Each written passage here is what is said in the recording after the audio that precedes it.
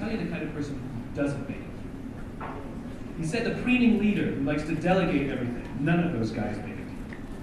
He said the star college athlete who's never truly been tested to the core of his being. None of those guys make it. He said some of the guys that show up with huge muscles and tattoos to show how tough they are, none of them make it through. He said some of the guys that make it through are skinny and scrawny. Some of the guys that make it through, you will see them shivering out of fear. He says that all the guys that make it through, when they're emotionally exhausted, when they are physically exhausted, some way, somehow, they're able to dig down deep inside themselves to find the energy to help the person next to them. Those are the guys who make it. In other words, one of the highest performing elite teams on the planet prove that it's not about being the strongest, the smartest, or the fastest. It's about the one with the strength of character to help the person next to them. That's the joy of being a parent. It's the sacrifice to see our children become something. Nobody walks around and is like, I'm the best parent. Like, parents don't sit around the table and talk about how great they are. They drone on about their kids and how smart they are, and Mike is the best, and Mike is this, right?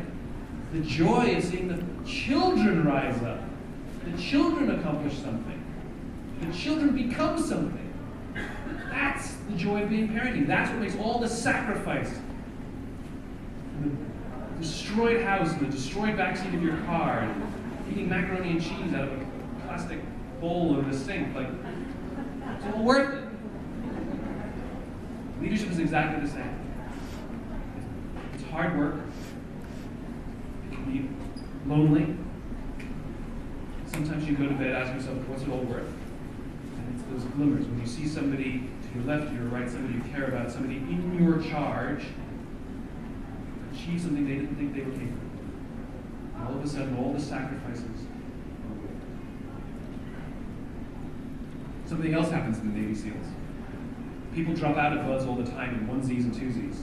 And when an officer drops out, immediately 4 or 5 guys will drop out at the same time. In other words, if you make the choice to become a leader, others will watch you to see how they should act. Right? It's like when your kid falls over and they look at you, and if you go, they start crying. If you go, you're fine, they get up. Same thing. Right? When an officer quits, remember, those enlisted guys, they were wanting to quit. But they looked to their leader, and that person wasn't quitting, so they stuck it out. The minute that leader quits, they all quit. That's what happens when we give up. It's not just you giving up. It's everyone who believes in you, who looks to you, who trusts you, and they see that if you can do it, so can they. That's what gives them courage. This belief that you're there for them.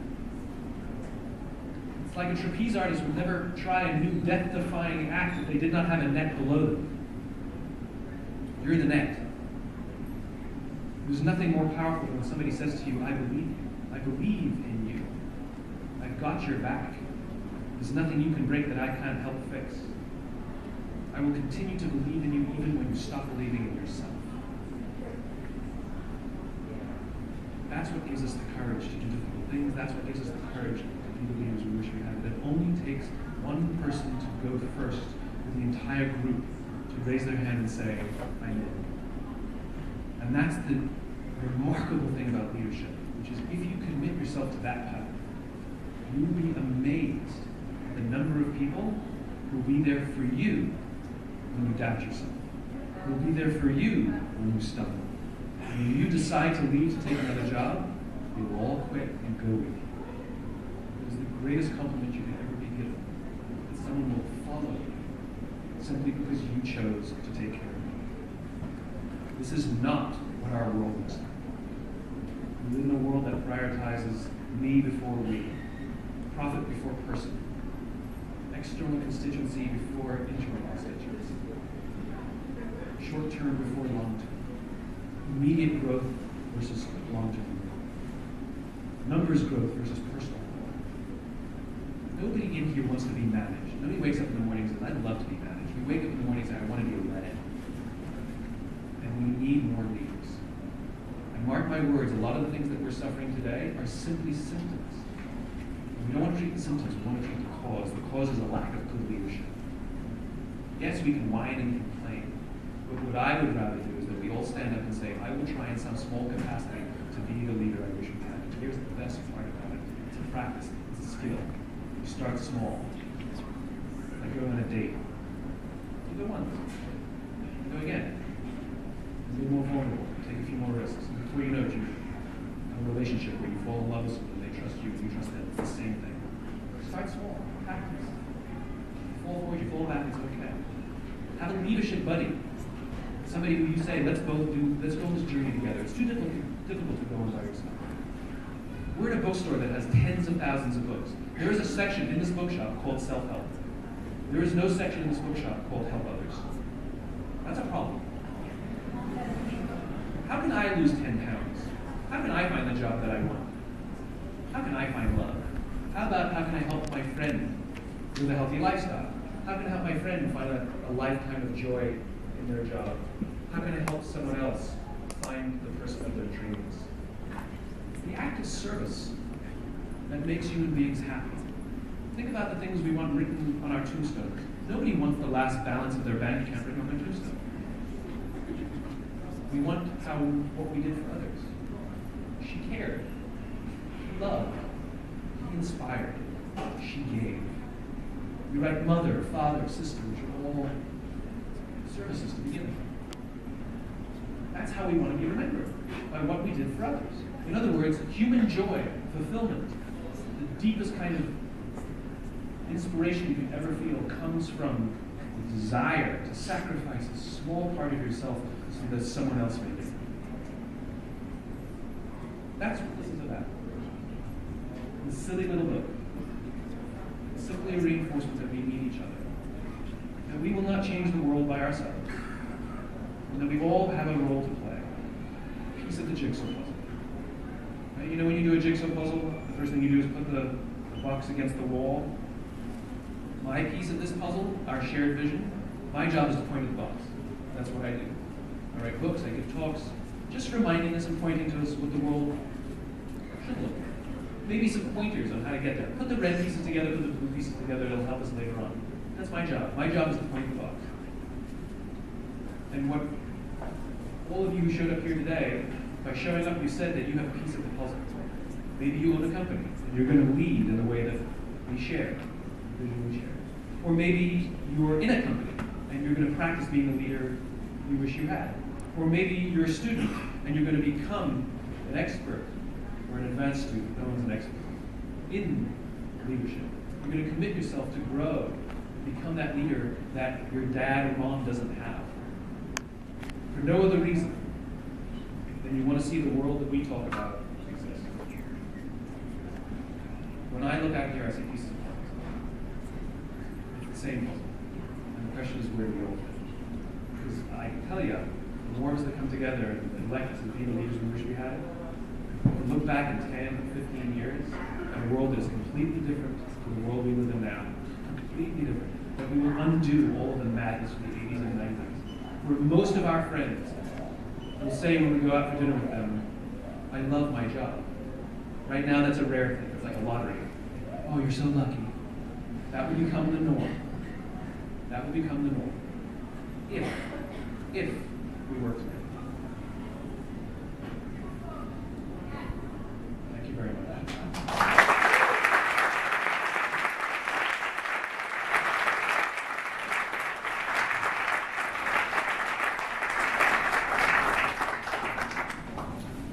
Questions? Yes. Hi, Simon. Thank you again for coming out. It really is. Thank you for coming out.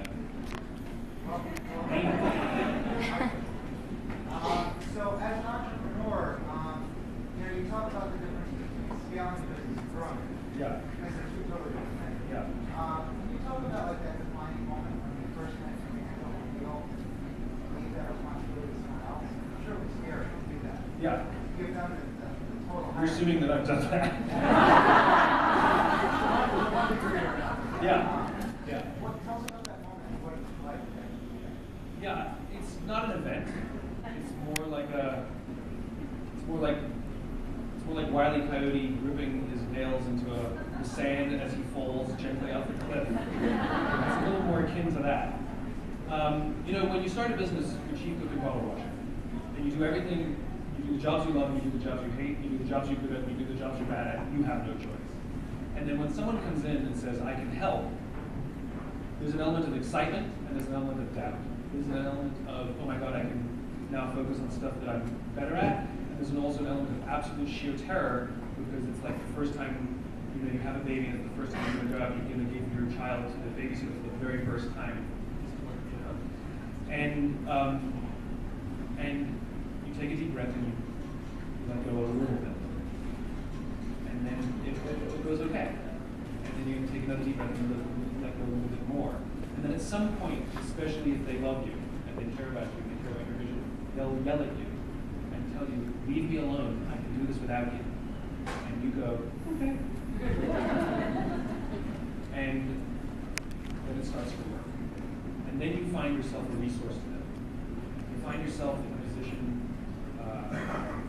where they will come to you and say, I screwed up. I made a mistake. I broke something. And the reaction is not, I knew I should have done it myself. The reaction is, let me help you. That's when you know you're good.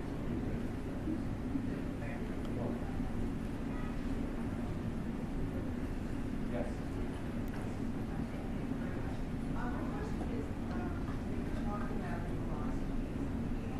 Yeah.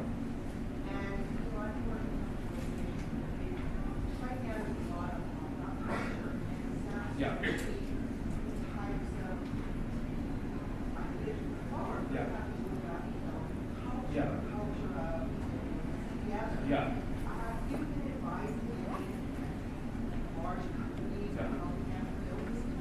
Yeah. So the question is, when I talk about having worked in a couple of organizations, there's a lot of talk about culture, she said, and what I talk about sounds like culture. And have I advised any large companies about their culture? The answer is the ones who will listen. So yes, but not enough. What happens in the very large organizations tends to be that there's a middle high rung that gets it, and the more senior rungs are still quite resistant for many reasons. Overwhelming pressures from outside sources, overwhelming pressures from boards, and a misaligned incentive structure. Remember, for a lot of organizations, when they announce layoffs, the stock price goes up, and the CEO is compensated by the value of the equity. That's a problem. Right? But I think the bigger issue is not that companies are talking about culture. The bigger issue is they don't know what culture is. Right? Putting ping pong tables in your office is not culture. Companies will invite me over to look at their great culture and show me their amazing gourmet kitchen. That's not culture. Right?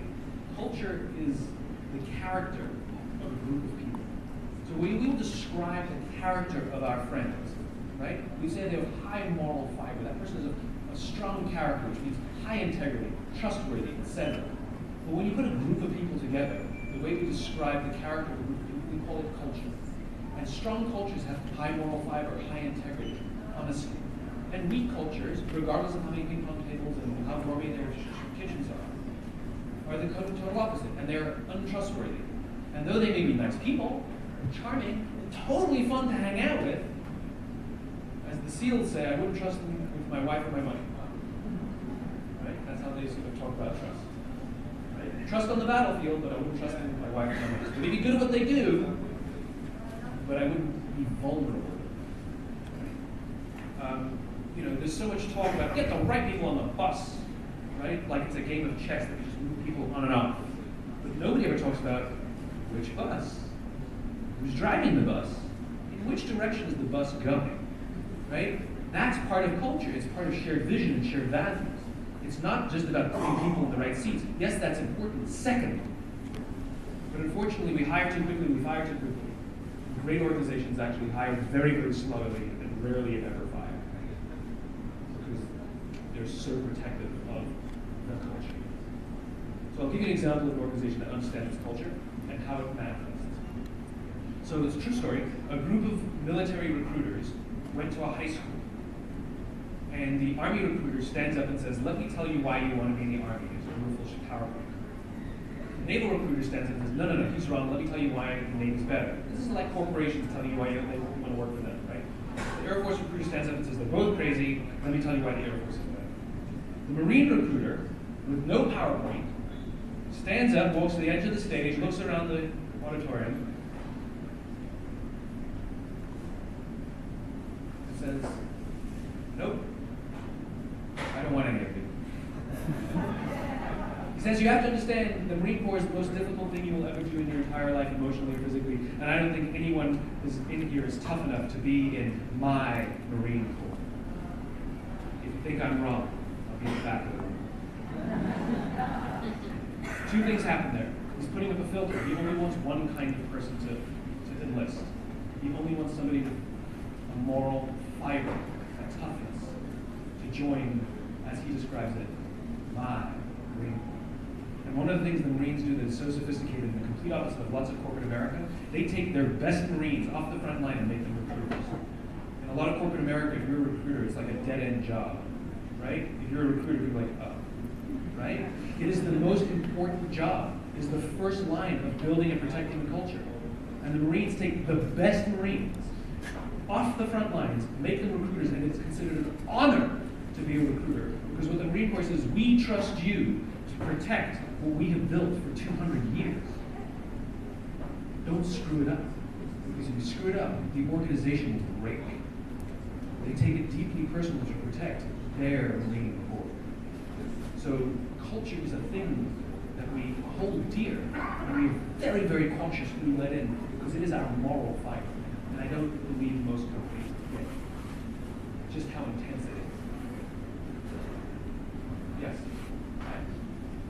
So as an early startup or company is what I want to hear are, I want to talk about culture, early days, kind of value system, and all that stuff.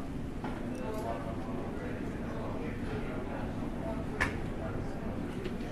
Sure. That's the answer. Yeah.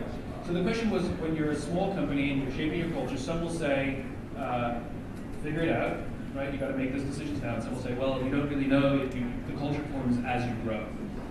They're both kind of right and both kind of wrong, right? Because when a company forms, it's a person or a very small group of people with an idea and a shared passion, right?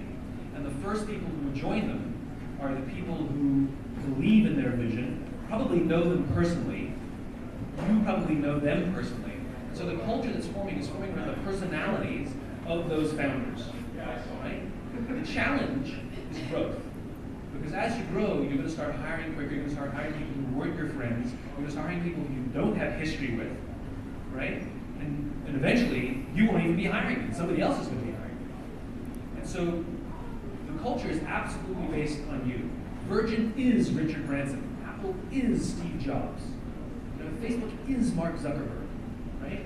And so the better, the more quickly you can articulate your why, because that's your why and the company's why are one and the same, the more easily you can scale without going through the split, without having to deal with the cracks that will appear later. So it is absolutely something that, what happens though in small companies is they don't bother because it works fine, because it's 7 people working in the same room. Like, we all get it. We get it, right? The problem is your own success. That'll be your biggest challenge. When it's small, it works fine. And that's why when companies grow, they don't think they need to do it because it worked fine then, it's going to work fine. No, it's a different animal. It's a different animal with different people, different sets of challenges. So it's forming based on you now. And the quicker you can define the why, the more you'll be able to protect and keep it straight and narrow, like that Marine Corps, for a long time. Yes?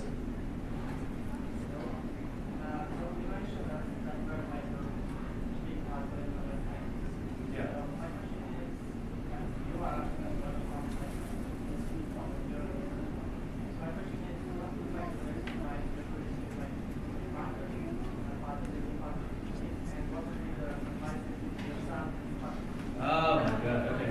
So he said, I'm a piece of the puzzle, we're all pieces of the puzzle. What was the best advice I ever got from my dad? My dad's right there. We're probably going to both end up crying.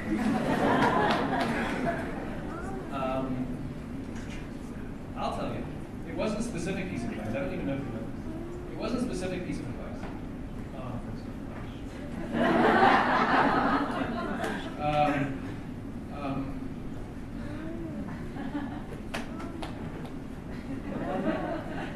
Comment. So my dad, I used to go to work with my dad when I was a kid, right?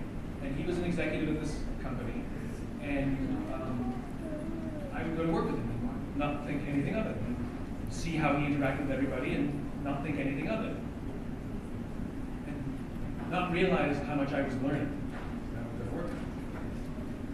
Years later, I'm at a speaking engagement at like some tech company in Palo Alto or something. And somebody comes up to me and says, "You don't remember me, but I used to work with your dad at Starbucks." And she said, "I used to work in the studio." So, you know, it's a big company. She said, "Your dad was the only executive who talked to us like we were everybody else, like we were normal people. All the other executives either never came down, and if they talked to us, they talked down to us. Your dad was the only person."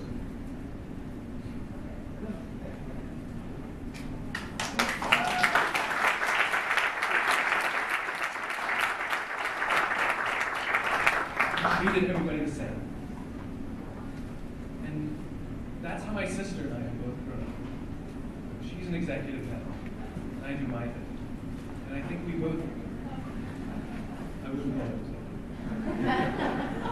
We both pride ourselves on the fact that if you're the CEO or in the mailroom, we talk to you exactly the same. So that's where it comes from.